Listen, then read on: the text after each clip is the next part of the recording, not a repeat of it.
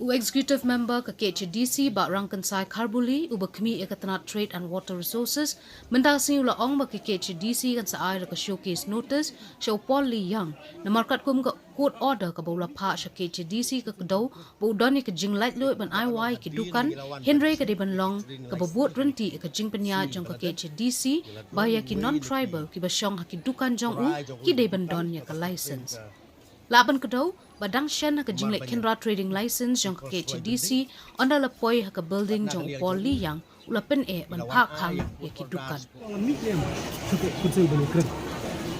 Kum bakalong hadin mengilawan ban check ya ki trading license ki niki singi baladan ya don way niki try jong way ka dukan ka bakateng ka mar banyang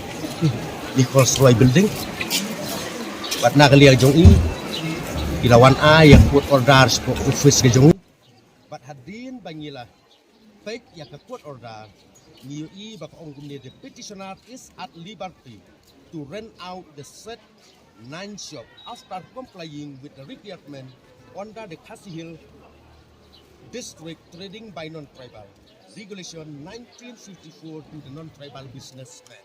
Namun kebapan ini bagi kita kinong siang hapo ka building gijong u kin hap di banle ya ka trading license. Dan nakaliang jong ka office ngin sa Showcause yaki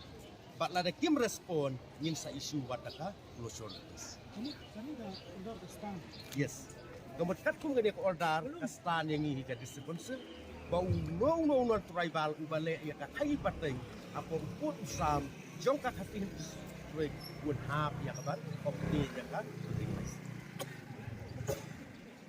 ya kan